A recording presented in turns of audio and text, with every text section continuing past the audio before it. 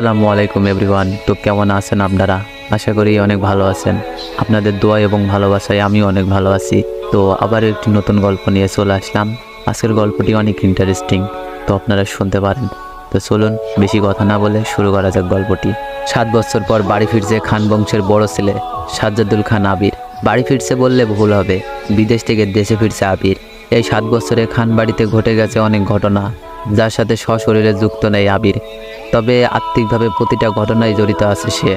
আবিরের বাবা চাচা 3 জন। আবিরের বাবা সবার বড়, নাম আলী আহমেদ খান। তানভীরের বাবা মেজো, নাম মোজাব্বেল খান। ছোট চাচ্চর নাম ইকবাল খান। আবির তার বাবা মায়ের একমাত্র ছেলে। মেজো চাচা মানে মোজাম্মেল খানের এক ছেলে এক মেয়ে। ছেলের নাম তানভীর খান, মেয়ের নাম মাহাদিবা খান মেঘ। ছোট চাচার এক মেয়ে এক ছেলে, মিমার আদি। এখনও তারা এলাকার যৌথ পরিবারগুলোর মধ্যে শ্রেষ্ঠ। বাড়ির সকলের প্রাণ যেন একসাথেই বাঁধা। 5 ভাই বোনের মধ্যে আবির সকলের চোখের মণি। আবিরের জন্মের পর তার বাবা মা দ্বিতীয় সন্তান নেওয়ার চিন্তা করেনি। এইচএসসি পর্যন্ত সে বাড়িতেই ছিল সবার নয়নের মণি। আবিরের চাঞ্চল্যে মেতে থাকতো খানবাড়ি। আচমকা যেন পরিবেশটা পাল্টে গিয়েছিল। 18 বছর বয়সে আবির হঠাৎ করে স্কলারশিপে বিদেশে পড়তে যায়। বাড়ির সকলের সাথে শারীরিকভাবে যেমন দূরত্ব বেড়েছিল, তেমনই দূরত্ব বেড়েছে মানসিকতার। 7 বছর পূর্বের আবিরের সাথে বর্তমান আবিরের আকাশ পাতাল পার্থক্য। দেখেও যেন চেনার উপায় নেই।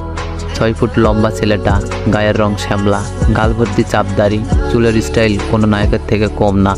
তার ফ্যাশনাল লুকে যে কোনো মেয়ে এক দেখাতেই প্রেমে পড়তে বাধ্য। প্লেনে বসে আবির অবলীলায় ভেবে যাচ্ছে অতীতের ফেলে আসা স্মৃতিগুলো। সেই চাঞ্চল্যকর মুহূর্তগুলো এখনও সেই স্মৃতির পাতায়। মাকে রেখে এসেছিল সেই যৌবনের প্রথম দিকে, যখন তার বয়স ছিল 18। সেই সময় মাই ছিল তার একমাত্র বন্ধু। আজ সে 24 বছরের যুবক। এতগুলো বছরের একটা দিনও বাদ যায়নি যে মায়ের সাথে ফোনে কথা বলেনি সে। বাড়ির সকলের সাথেই মোটামুটি কথা বলার চেষ্টা করেছে। ছোটবেলার স্মৃতিগুলো ভাবতে ভাবতে নিজের দেশে পৌঁছে গিয়েছে আবির। এয়ারপোর্টে আবিরের বাবা আলী আহমেদ খান আর তানভীর দাঁড়িয়ে আছে।